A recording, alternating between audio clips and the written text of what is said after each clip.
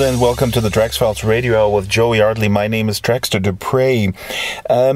We are playing today the live stream, a version of the live stream we recorded a day prior from Fantasy Faire 2017. I'm recording this intro a day after as I'm sitting in my car in real life, in first life. But yesterday we streamed from Fantasy Faire 2017, an endless garden of creativity, an amazing array of imagination that serves a wonderful cause, which is to collect funds for Relay for Life and the American Cancer Society. It's been in Second Life since 2009. It's going on this year until April 30th. So if you're listening to the podcast as it comes out on Saturday, you can still hop in, and you really should, and bring your Linden dollars. And yeah, this sounds like an infomercial, and it kind of is for a great cause. So I'm going to play the audio of the show, and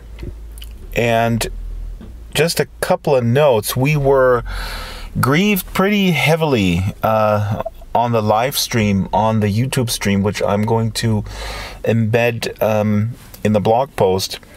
I'm going to unlist this video. Oh, here you hear the church bells ringing as I'm talking about griefing. But I'm cutting the griefing and the trolling out of the audio here for the podcast because it is somewhat pointless, like every griefing is. But it was also incredibly offensive at points. Because these trolls, well, they're trying to get a rise out of us. But we were discussing this wonderful and important cause, and my guest Xander Green, who is the original founder, co-founder of Fantasy Faire, and he relays, no pun intended, the story of the inception of the original Fantasy Faire. And as that happened in the live stream, the troll came in and then just spammed us with incredibly offensive voice messages. And sometimes you chuckle at, I don't know, kids in their mom's basement. I'm talking in cliches here, but it as sad as it is, you can sometimes kind of chuckle, like, okay, getting a rise out of someone by being offensive. I mean, that's pretty lame, but at the same time, it's also really not the end of the world unless you really harass someone to the point where you're really diminishing their quality of life. But here, it was just too much. As Xander's talking about how his dad passed away, and the troll came in, and it's just absolutely not okay. Anyways, let's enjoy this show. We have a great panel, and we will introduce them as we go along. I'm going to play the slightly edited audio now. Also, at the very end of the show, I'm going to, as your captain, come in one more time, and we have a little goodie from somewhere else, something really marvelous as an outro of the show today. So enjoy the show. Here's the slightly edited version of the live stream. Let me introduce my fellow panelists on today's live show. We have also a small audience here in the world, and we have an audience on YouTube. We don't have Joe Yardley because Joe Yardley's computer is dead, and she doesn't have a microphone. Yeah, leveling the playing field. To my left is filling in for Joe Yardley, a fellow Dutch person. Dutchie, Frauke Horenbeek. Yes. Welcome. Thank you. Your name is hard to pronounce. So what are you doing here? Are you affiliated with Fantasy Faire? Not at all. I sell a different kind of fantasies, but I did visit the Sims here twice this week to see what it had to offer. Mm-hmm. What kind of fantasies do you sell? More the adult kinds. I mean, I hardly do anything without some alcohol, some pixel sex. Is there no imagination for other things, or is that a business decision of yours? I follow the money. Like all Dutch people do. Like all Dutch, like most of us do. I mean, that I didn't start out to do that, but it really. You just realized there's a niche, and why not? Exactly. And it's fun, and it's really complicated. It's like the high art of making Second Life engines. Why is it complicated in terms of animation or the craft behind it, or to stay somewhat imaginative and classy versus cheap? It's the different. Can I say the PORN word and words? Yes, I'm just joking. We're not. You can say all this stuff. Yes. Okay. Don't get me in trouble, okay? Well, it's not. Well, if porn, the video is going to be put down, if the video is going to be blocked on YouTube, then that will, of course, my lawyers will be after you. But no, go ahead. It's not porn. It's sex. It's not for spectators. It's made for people who are actually involved, and they have to connect. And it's really hard to do that with something as well. It's not perfect. It's animations and it's furniture that is not exactly right, and the sizes are not right. And you want to make a sort of story and build up tension and bring it down again, and you need to find the right animations that don't irritate too much, also are not too real, because too real is not sexy. And apart from that, the technical stuff is really hard. The wrestling things, the combination of animations together. I like that you said communicating, because this is kind of the theme of my videos at the podcast, and Second Life really enables people to communicate with each other in many different ways, and what you're doing is in fact another way to communicate, and in that sense it's completely legitimate. I certainly feel, and Ebbe Altberg, current CEO of Linden Lab, has said the same thing many times, that he doesn't want to clean up Second Life in that sense. Let me introduce you to the other guests. Oh, I do have one more question, because I want to ask that to everyone. Okay. Here's a 30-second answer. I talked to a young CEO of a VR startup this morning, a German guy, and I sent him a video I made in Second Life, and he said, "Oh, that's fascinating. So can you communicate in there?" So he was very oblivious about the size of Second Life. He was oblivious about the opportunities, the economic opportunities, the feature sets, and all that. Now, when you encounter such a statement, do you get mad, or are you gentle and explain? How do you handle this situation? Because I have a problem with that. Sometimes I get really mad, and then I get very cynical and very kind of childish. What I do is I explain to them that when I came into Second Life, I was single, and I was dating in real life, and I was dating here in Second Life. It was just for me another place to do that. The Second Life guy won. After 10 days of dating in Second Life, we met in real life.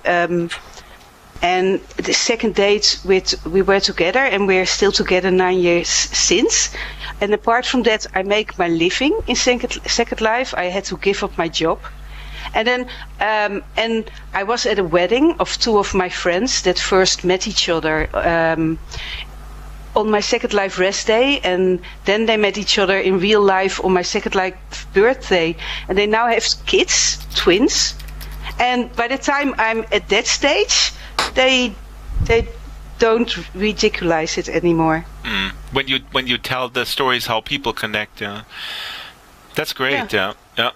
I just realized, because we had audio problems with David Abbott from the executive committee of the Fantasy Fair, and I think he is now gone. I'm camming around here, but to the left of Dutchie is actually Xander Green, who was also profiled in the, unfortunately, only Drax Files video that I made about Fantasy Faire. Xander, how are you doing? Long time no see. It has been a while, and thank you so much for being here to help us to get the word out about Fantasy Faire, Drax.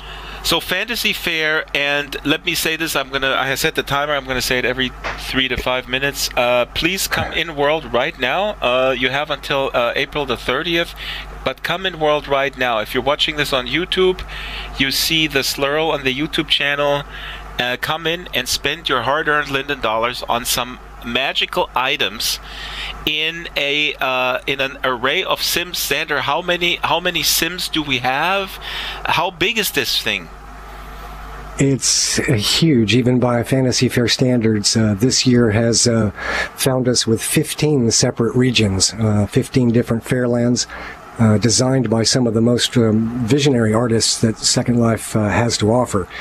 10 of those are shopping sims, primarily for displaying our incredible community of over 200 merchants' wares.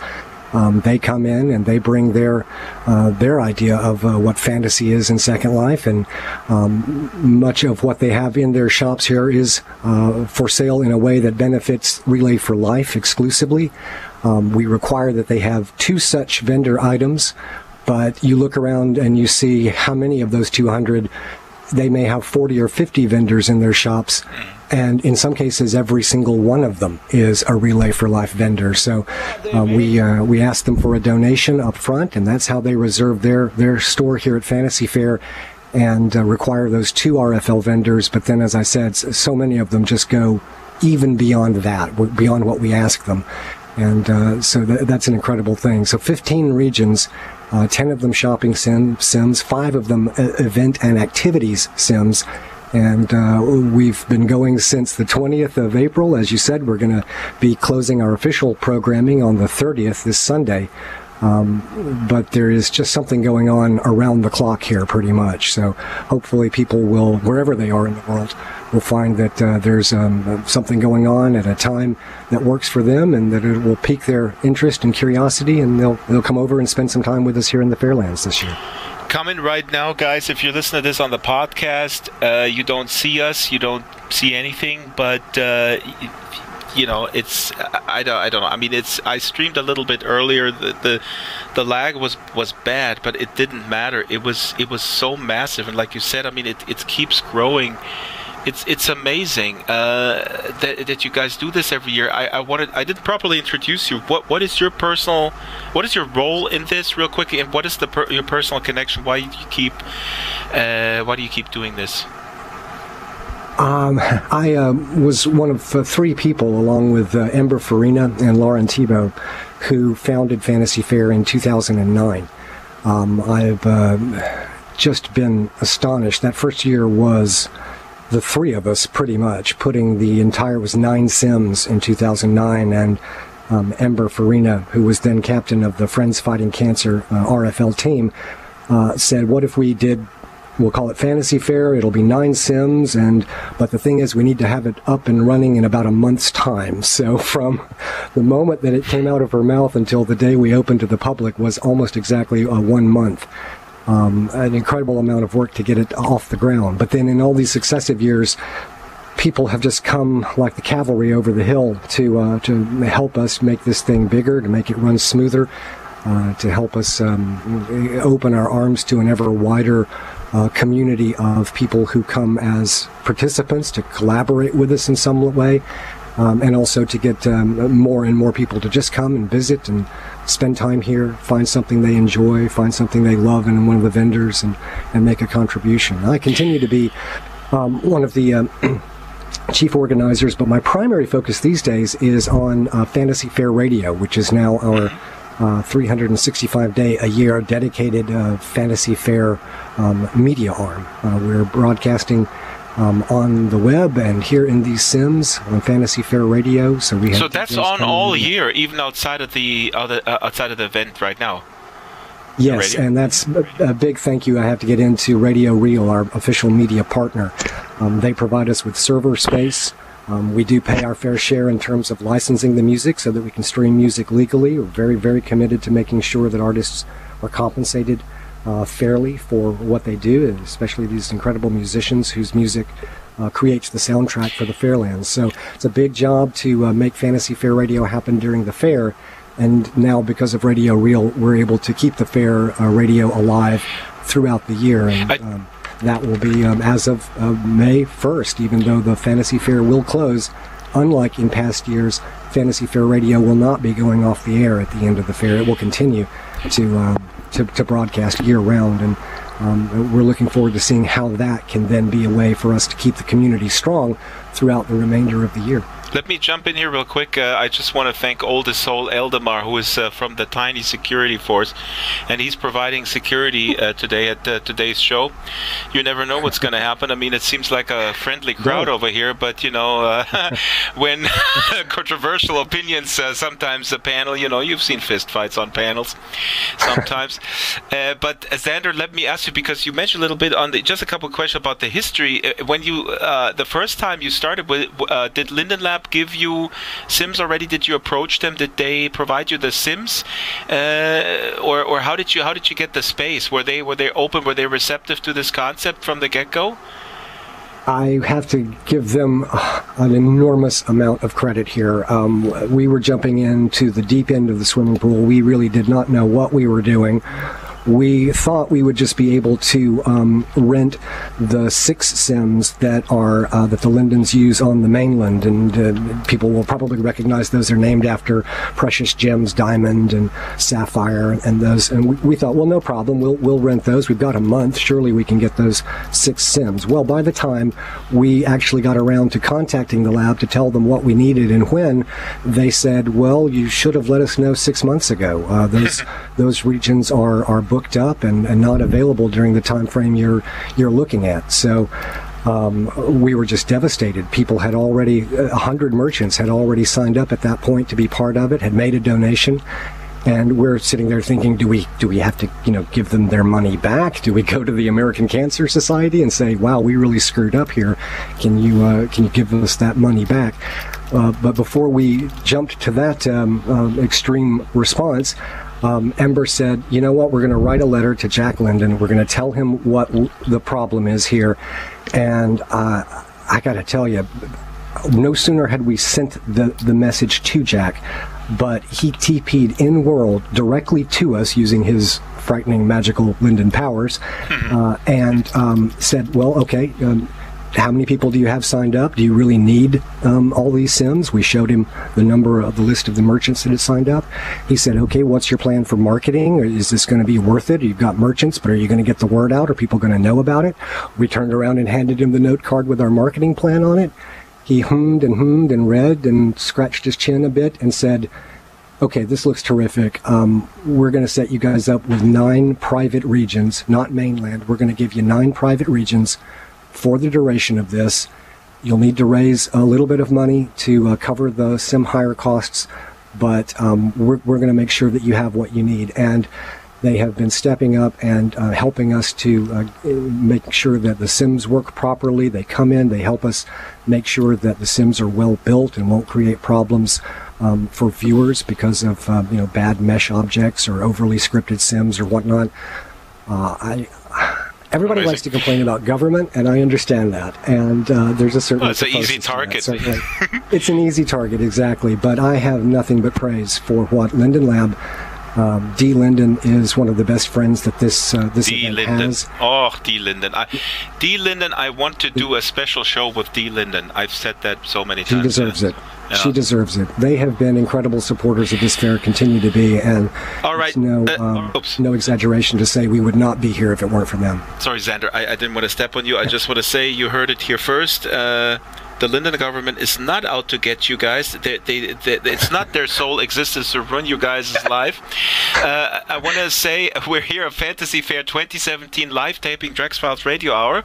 We're streaming this live to YouTube. If you listen to this on the podcast, slightly edited version, we have a nice little crowd here in world. We have a good crowd on the YouTube channel watching this.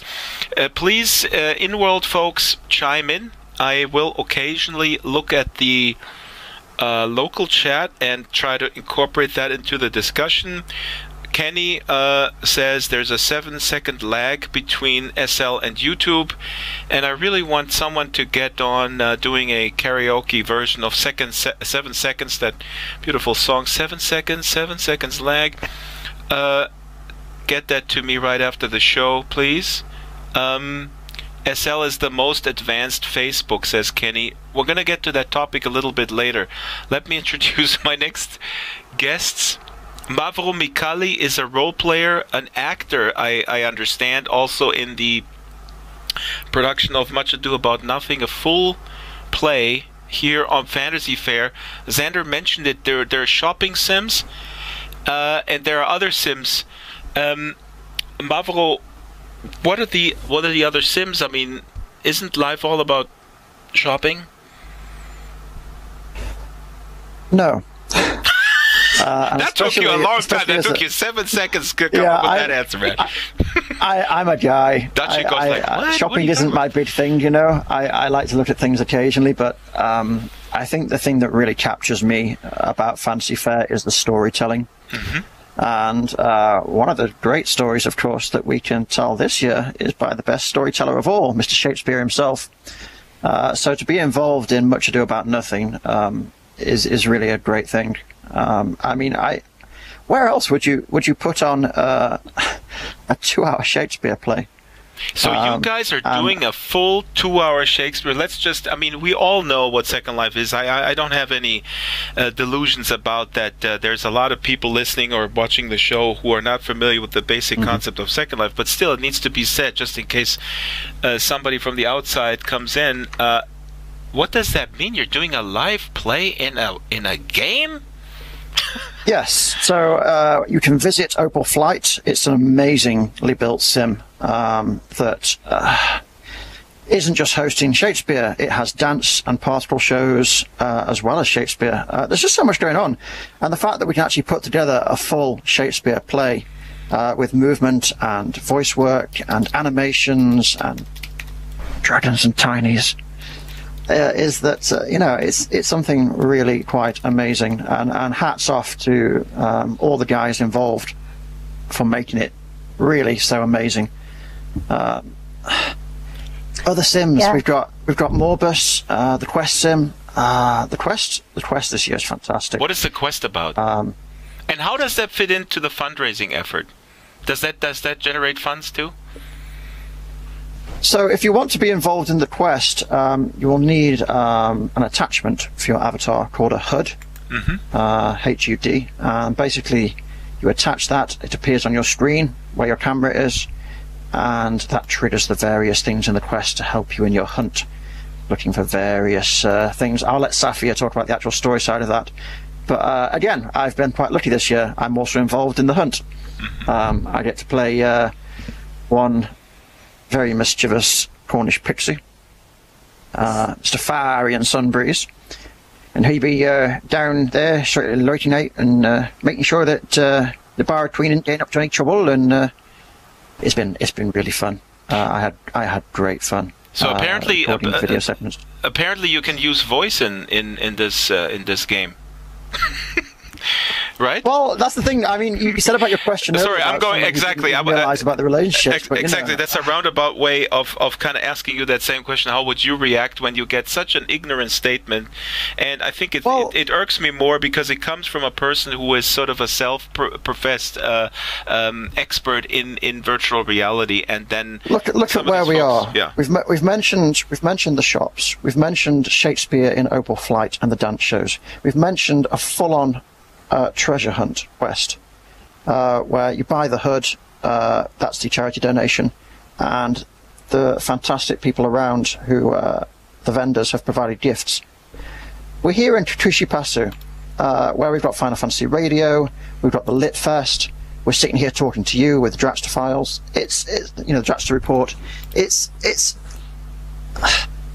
at this Fairlands Junction, you know, where people can pop in and talk to people and find out, you know, what to do, and there's always people around who will help. There's the groups that you can join for tips and hints and ask people what's on. It's people say to me, they say, but Second Life isn't real, and I say, I've been in Second Life for 10 years now. Some of my friends in Second Life I've known longer than people I know in real life. And I probably have better relationships with them than I do with people in real life. And I'm involved with some people in both. You know, it's a blurry thing. It's not a strict border. This is very good that you mentioned this, because every time, I just want to say this for the record, because since Trump got elected in the United States, I say every time that a big portion of Trump getting elected, a big part of it was the fake news phenomenon, and that fake news phenomenon, weirdly enough, was generated on platforms that pride themselves in sort of connecting real people. And you know, what you said is so true. We often get sort of attacked with that notion that what we do in here is not real. And the irony, isn't it ironic that the relationships that we have this is more real, exactly, in some ways. Yeah. Because I think in the real world, you're limited with what is socially normalized. What is what becomes your socio-economic group, what becomes your color or your race, what becomes... I'm a green monster here. I was just gonna say, you seem like a fairly friendly guy, but your look is a little. Yeah, and it doesn't matter. That's the point. People take me as Mav, and Mav is who people have known in world for 10 years as a green monster with shiny pointy teeth. There's no race, there's no religion, there's no politics, there's none of that. There can be if you want it, but there doesn't have to be. There's just people, and people meet other people. Yeah. And we enjoy the relationships between people, even if that's from one monster to a tiny. You know, it's we are truly all inclusive. We're talking about reality here at Fantasy Faire 2017.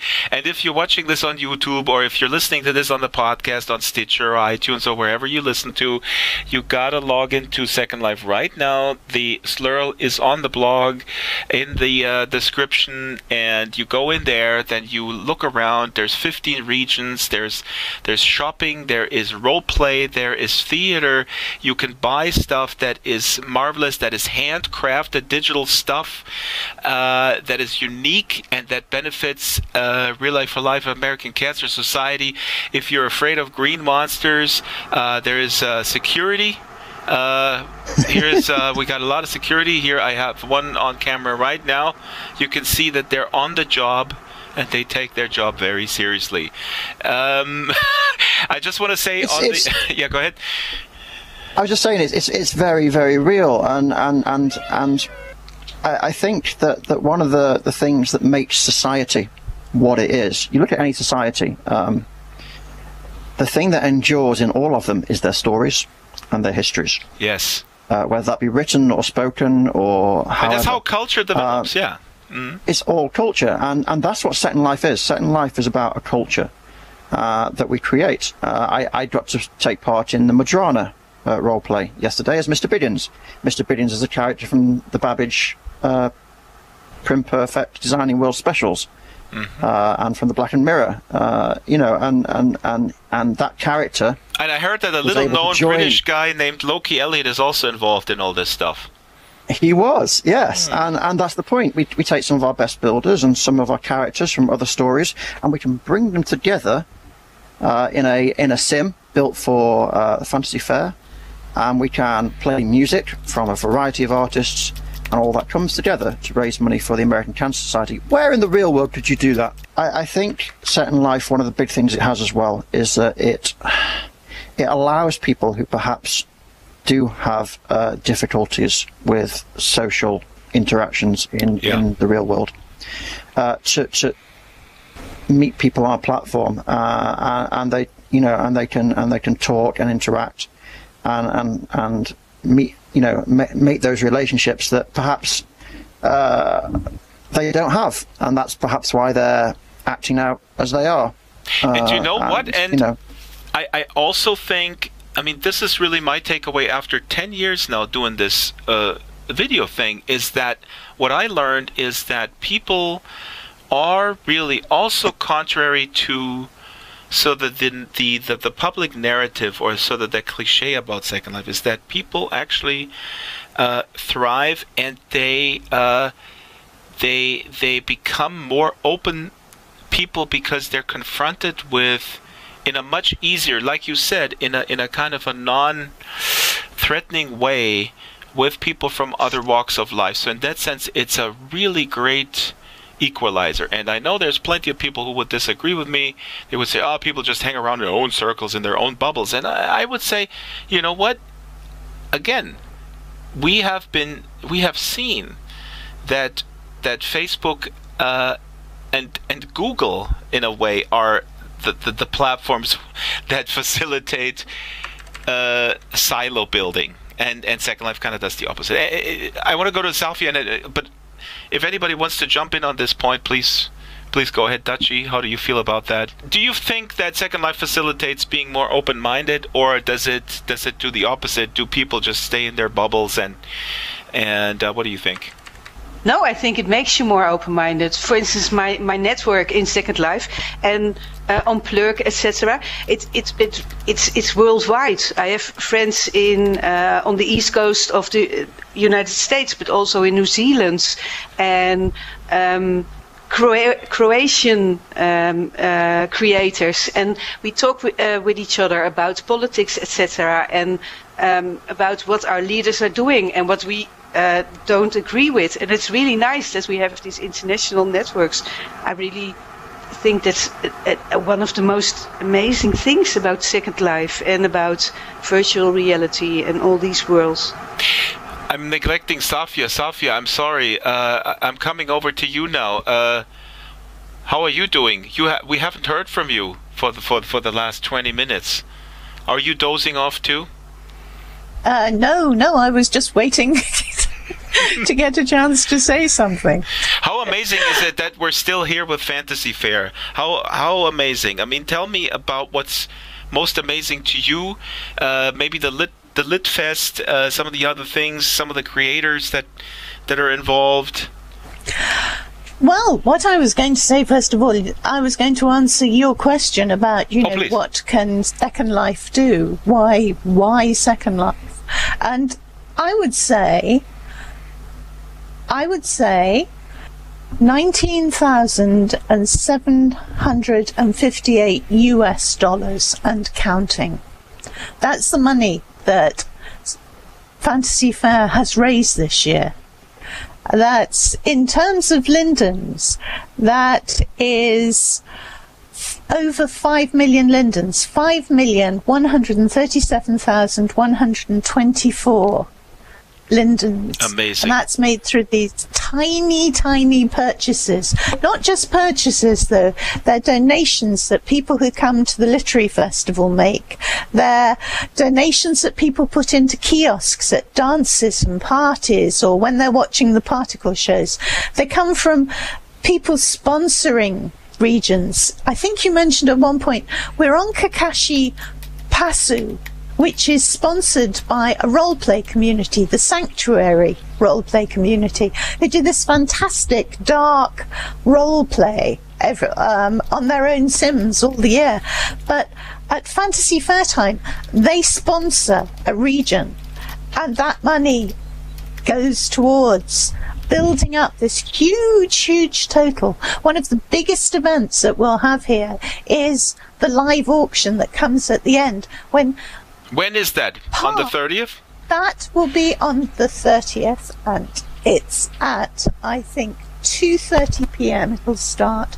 And what will be auctioned is some of the buildings that you see around here. Sometimes the region creators will sell their entire region. They'll sell everything that's on the region. The entire region, the entire custom build. Like, for example, over there, we'll get into some detail. We have a gigantic modern building over here. Here we're on a Japanese-themed sim. Yeah. There's a kind of a cartoonish sim. There's one, I forgot the name, that is kind of a circus theme with scary clowns. So you could buy the entire sim. Possibly. You don't have to, not all of them will sell the entire region, but some of them will sell parts, an iconic building, an iconic statue from that region. Others will sell the whole thing. And all of them can be bid on at the live auction. That will raise lots and lots of money.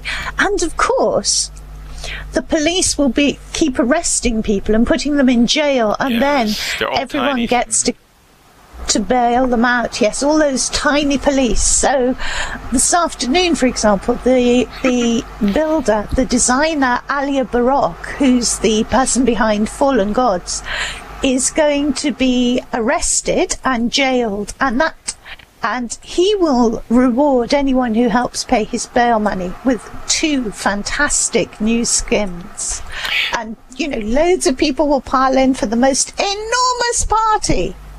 And it will raise lots and lots of money for Relay for Life. All of this is going on all the time.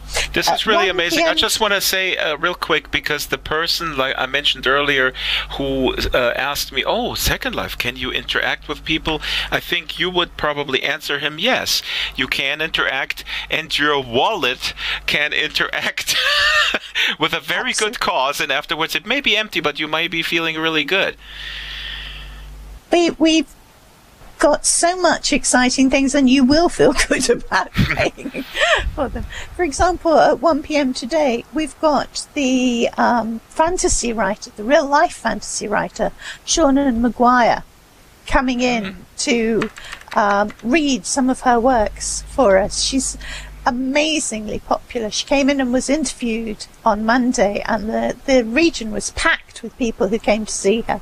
At the back we have a book table, and that has all the people who have books published, who've been at the Lit Fest, because so they can sell their books as well as raising the money. But Sophia, I heard that people who engage with these virtual worlds and now coming to a basement near you, virtual reality with a headset and all, these people don't read. Isn't this the enemy? What we're doing, is this the enemy of culture and reading? No?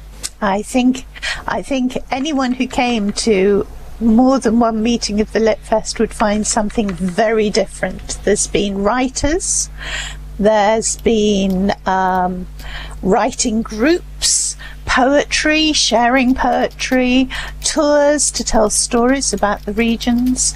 There is so much here about reading. Essentially, the main way people communicate in Second Life is by reading, and they don't stop when they get outside. Beautiful, beautifully said. Everybody who is listening to this on the podcast right now, go in world and experience this for yourself. Go in world, go to the destination guide. We have a link on the blog. We have a link on the YouTube page. Hop in world. Maybe you're listening to this and maybe you haven't been in world for some time. I get messages like that often. People listen to the podcast and they go, I miss Second Life. I always get that message, and then I go, why do you miss it? I haven't been in world for a long time. I go, why? Well, I don't know. Life happens and such. Now is the time to go in world and support this wonderful cause, which combines the helping the cause of eradicating cancer, combining it with what the strong point is of Second Life, bringing people together and enabling their creativity, flexing that creative muscle. In the audience, thank you for coming. We have Lab and Chili, Cayenne, Kenny, Busy Pfeffer, Racer X, Silas, Holoclock. I want to ask Frauke real quick, because you're the only one here on the panel, well, including me, I guess, who is not in the operations of Fantasy Faire.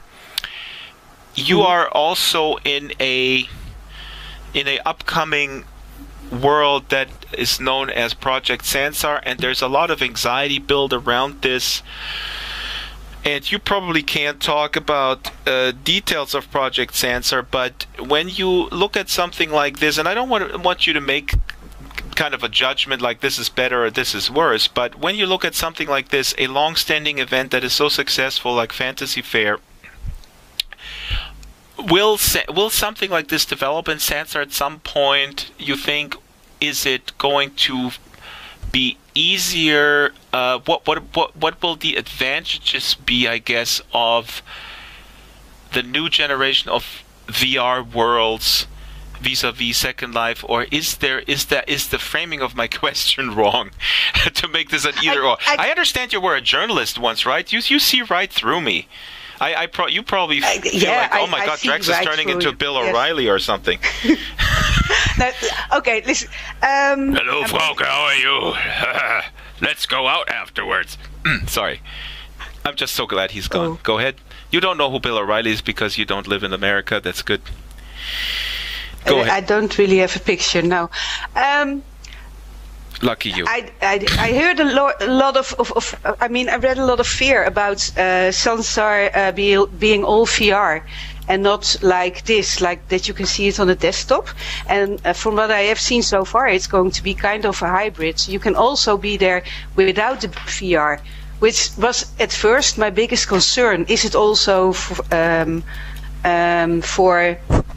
people who can't afford it, or who can't be in VR headsets, etc., for physical reasons? Like when I tried the first VR goggles, good point, I was really motion sick, and I was alone in everything I tried in there, and it didn't interest me at all. But then I was in a meeting with several other people, and I had the newest Oculus, and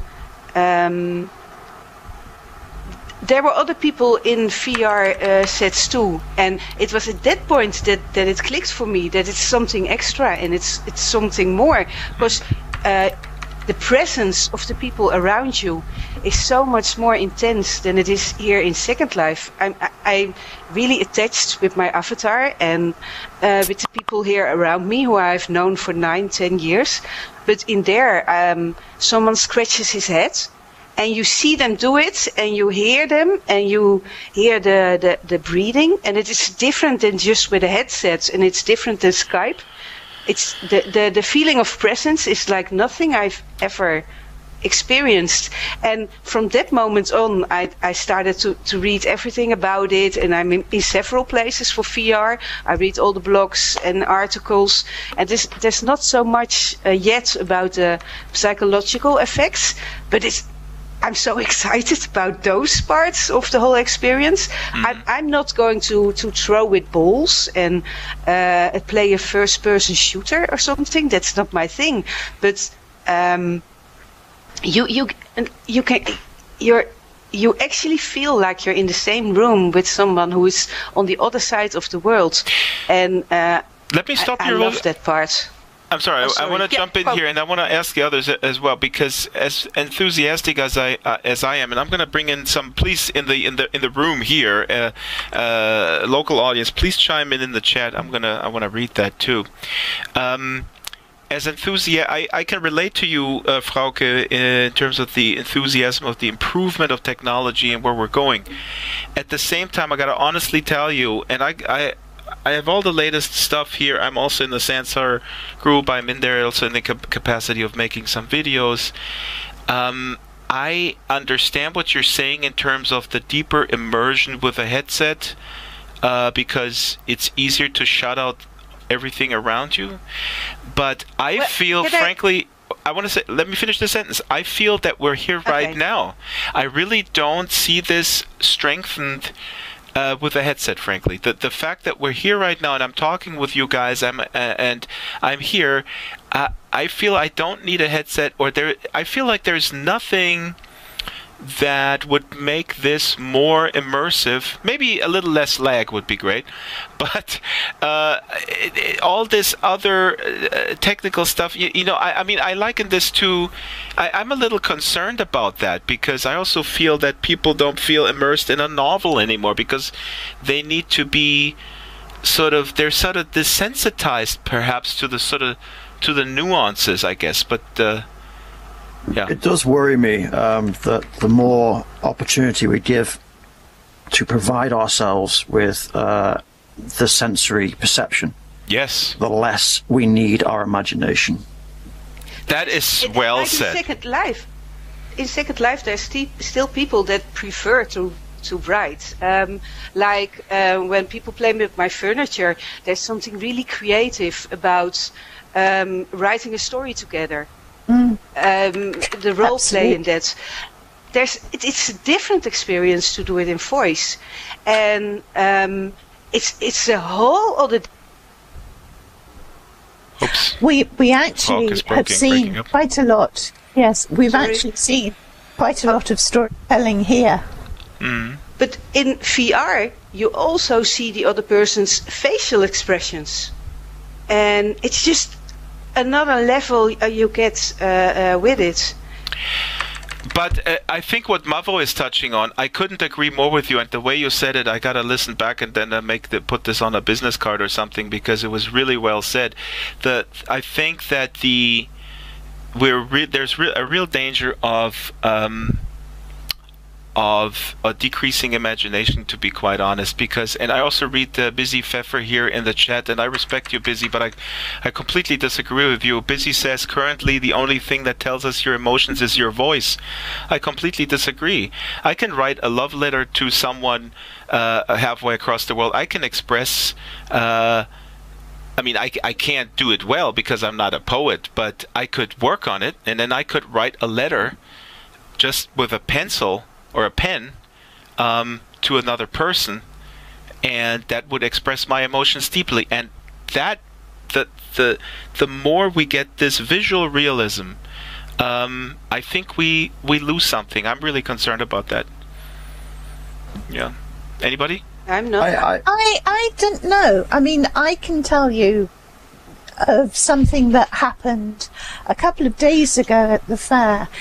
We have a special day each year, and it was Tolkien Day this year. We always salute a famous fantasy writer, and 2 days ago we had Tolkien Day to celebrate the 60th anniversary of the publication of The Hobbit.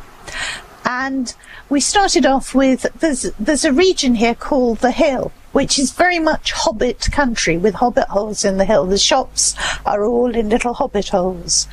And we had people come in and go on a tour starting at midday. And then after that, there was a reading, fantastic reading from The Hobbit and The Lord of the Rings. And the Sims filled with people who love The Hobbit and The Lord of the Rings and came to listen to those stories being read.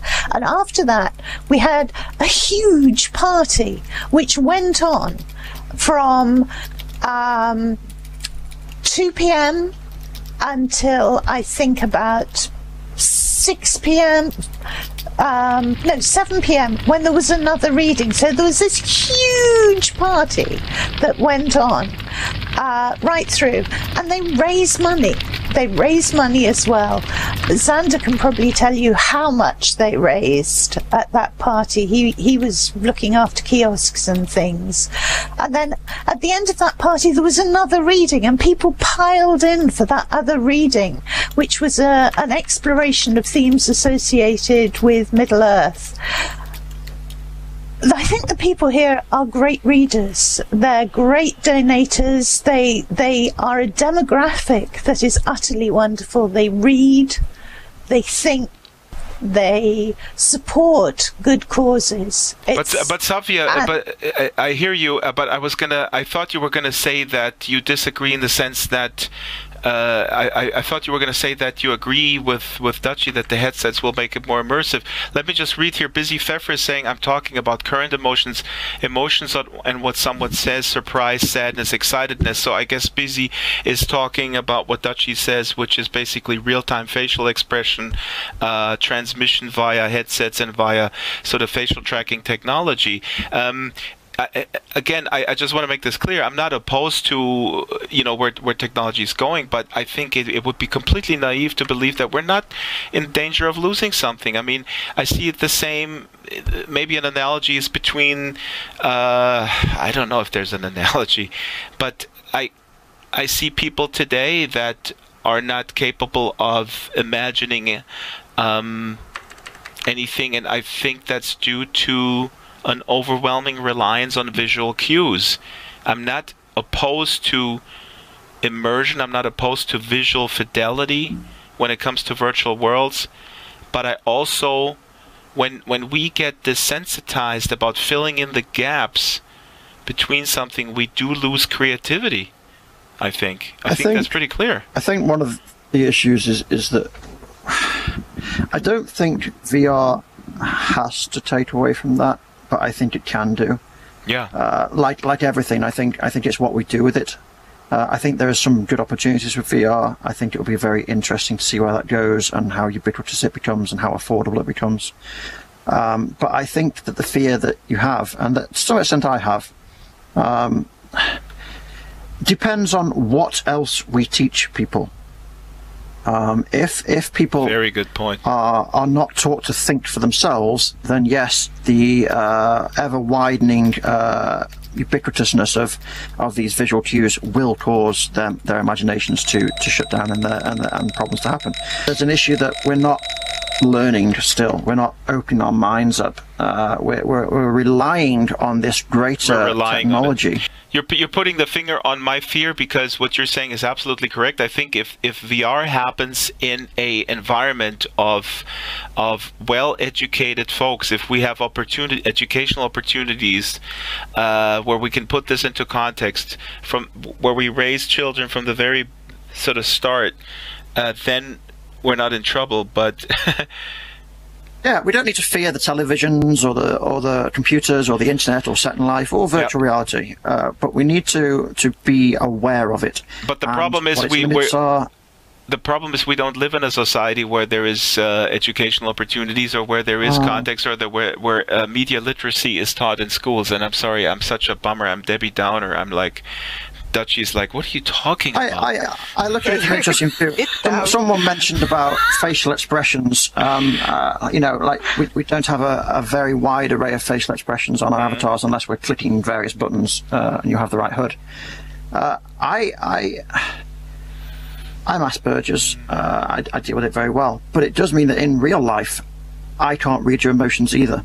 I've had to learn not to work out what you mean without that, and therefore, Second Life isn't so different for me. I find it actually quite problematic that Sansa, and we should say this because in high fidelity it's the same thing, in all the other worlds there is a text chat ability, but the Silicon Valley seems to be pushing very hard that voice communication is the default, and I find that, for example, as problematic as the Zuckerberg agenda to when he started to push real name policies, because not everyone is comfortable with voice communication, and it narrows communication. It throws you, exactly, it throws us into sort of pre-confined boxes that are, I think, not conducive to really expressing ourselves fully.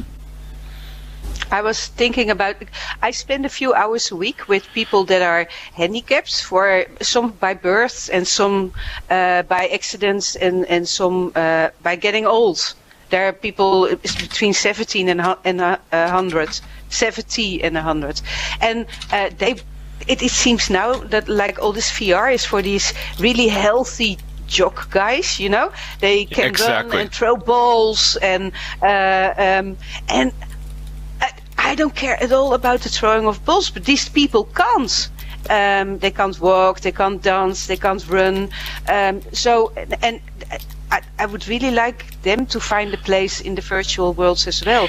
And there seems to be a little bit the idea of these really healthy beach guys in San Francisco that love to be themselves online. And Dutchie, yes. I call you Dutchie because you're Dutchie for me. It's okay, it's okay, it's okay. Frauke, you're a brand. My brand. Yeah, exactly. You're all about the cash, all about the green, and so nice that you spend some of your.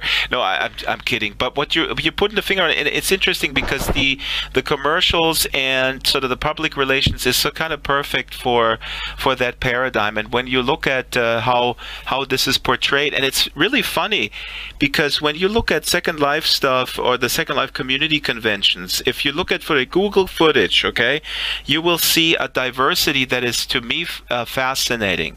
And then if you look at current sort of VR events, you do see young, physically fit people. In the Second Life community convention, you see slobs like me, overweight, and ugly people. No, I'm just kidding. But you see what I'm saying? I mean, it's like it's the wet dream of the marketer. Go like, oh my God, this appeals to beautiful people who are physically fit. Yeah, but then they're idiots because I'm getting older and I'm gaining weight, and when I'm and I can't go out to dance anymore, and besides that I'm being spammed also by I want to go in VR and be look great and not have to put on my high heels and do my eyebrows and paint my lips, etc. to go out. And I think VR is perfect for people who are not perfect and who are tired and older and who want to feel young and beautiful and desired. And there you have it, folks. That was Frauke, aka Dachi, and just as she, I guess that was the cue when she uttered the word desired, the trolls went nuts. Well, this was a fabulous show. Again, Fantasy Faire is open now. You should go in. I hope we have some nice screenshots. I tried to stream a couple of times walking through Fantasy Faire, but I had terrible lag and it doesn't do the beauty justice, so you got to go in yourself. It's just absolutely amazing. Without a headset, you feel like you're there, and you can pick up some merch. It's not merch. It's merch for a good cause, but doesn't look like merch. It doesn't say I support Real Life for Life. It's wonderful, magical, imaginative items. I got this awesome fish avatar for free because I wanted to spend my money on the vendors that go directly to Real Life for Life. You can do that too if you're a communist like myself and you don't like consumption of things. But anyway, now this is the end of the show, but I told you there's gonna be a little goodie before we sign off, because a fellow named Judas, known in all types of virtual worlds, including Second Life, including Sansar, the beta testing group, the private beta, also known in High Fidelity, where he participated in the talent show that I hosted, and he won. And he won by reciting a poem that he wrote, which is really awesome. It's a poem about the worlds we inhabit, the virtual worlds. And I think he is single-handedly reviving the Beat Generation's approach to poetry in a new poetry slam format for virtual worlds. And I want to play Judas's poem that he recited at the talent show, and then we'll wrap up the show. Congratulations, Judas, for winning this. Very well deserved. And I'll see you guys next week. And we do hope that Jo Yardley can join us. Her computer died. Things die. It's sad. Maybe we should throw her some money if you have it. But no, don't do that now. Go to Fantasy Faire first if you have money. That's where it goes first, and then Jo Yardley second. Here is Judas with his awesome poem. Bye. Come for a walk with me in virtual reality. Headsets and hand controllers, unsuccessful rock and rollers. Physically based rendering and a high frame rate. Low lag environments, open photo late. We got presence and tracking, it's only text chat lacking. We got drama and trolling and physics balls are rolling. Avatars like skeletons, finger tracking developments. Extras and peripherals, JavaScript equivalents. Orders of magnitude attitude. I forget what other words we used. Graphics cards and fancy hardware. Sombrero hats around somewhere. Lighthouses, dark houses. Beta bugs and crashes. Problems with the shaders that causing baby rashes. We got investors and money. It's not finished till it's won. We got Mr. Philip Rosedale reading Ready Player One. And I can't log out. I can't even close my eyes. Inside my rifty headset matches keeping my eyes wide. We got walk tracking, face tracking, cyber stalking, lip tracking, hip shaking, bows and arrows, door scripts and acid trips, weekly meetings, stern debriefings. Everybody play nice. Sharing tech is working wise. Now we was all alphas, now he is all betas. Will we ever become gammas? I tried to ask the greeters. I comb my long ears through my touch controller interface. Will we take out Sansar? It's a long, long race. But I can't talk about it because of non-disclosure. Will it just simmer or maybe oil boil over? Now I love hi-fi because it's open warts and all. And if it don't work right, well, they change it when we call. But we always get back up because we beat the disillusionment. And besides, they sent me a t-shirt and I'm very easily bought. Thank you.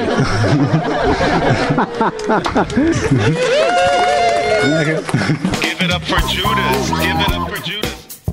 The Drax Files Radio Hour with Joe Yardley is a weekly production of Basic Drax Entertainment. The show is supported by Time Portal, SL Artist, Warbug, Bay City You Know for Kids, 01 Heavy Industries Corporation, Extraordinary, Ionic, Maven Homes, Giza Creations, Botanical, Strawberry Sing, Abranimations, Eros Avatars, Caravel Design, The Cube Republic, What Next, Landscapes Unlimited, Fallen Gods Incorporated, and Death Row Designs. Thumbnail by Justin Esparza. Contact the show via Skype, Draxfiles, Avatar Draxfiles, or email radio@draxfiles.com.